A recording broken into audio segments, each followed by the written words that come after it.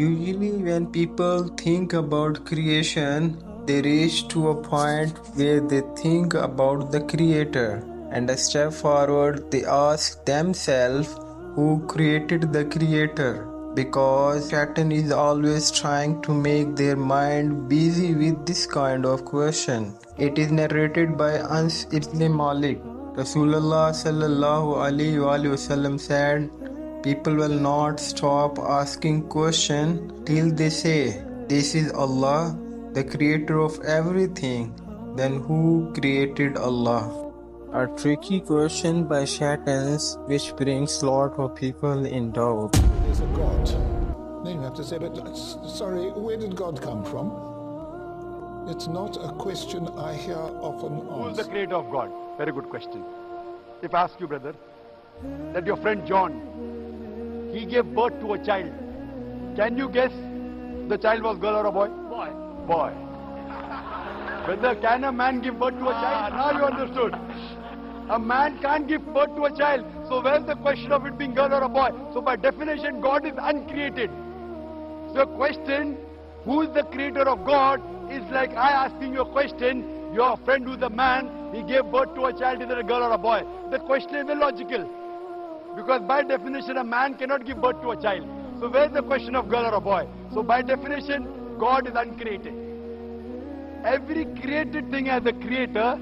God does not have a creator. In another narrations, Abu Huraira report that Rasulullah sallallahu alaihi wasallam said, Shaitan will come to one of you and say, who has created the heaven? In answer he say, Allah. And then he asks, who has created the earth? And again he answered, Allah. And then he asked, who has created Allah? And then Rasulullah sallallahu alaihi wasallam said, if any one of you come to such kind of thinking, should say, I believe in Allah and His Messenger.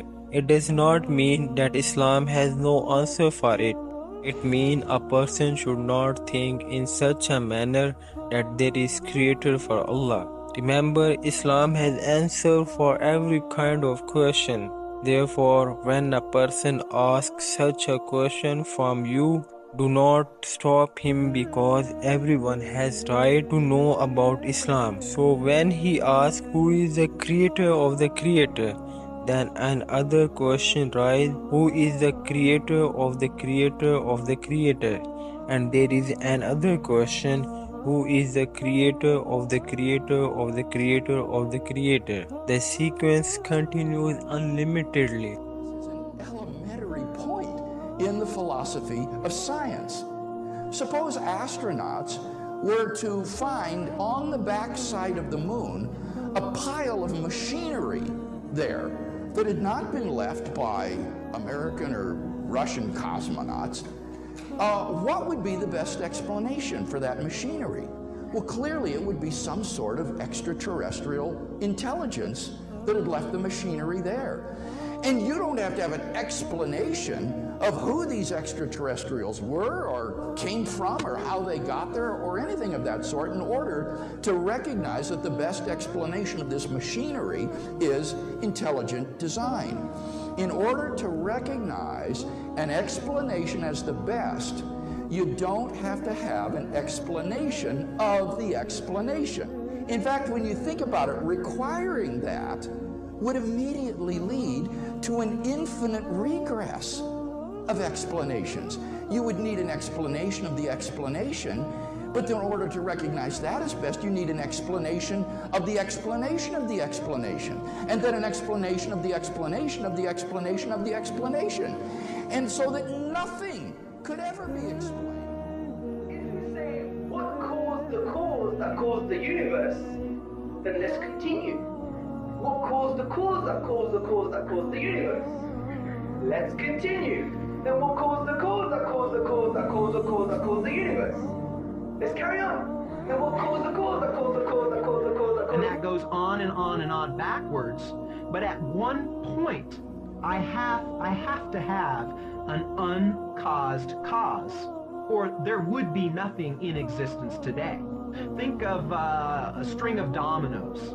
you have a domino that knocks over a domino that knocks over a domino. I have to have a first domino, or that string of falling could never start.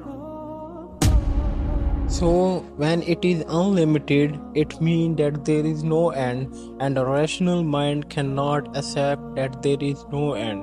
Or in other words, if God has a creator, then he is not God. Indeed, his creator is the real God, and this is what Allah mentioned in Surah Ikhlas. Therefore, there should be an ultimate creator who is wise and eternal, that by his supernatural power causes the universe to come in existence, and he is no one except Allah. Islam does not stop you from thinking, it only teaches you to avoid meaningless doubt and pattern whisper.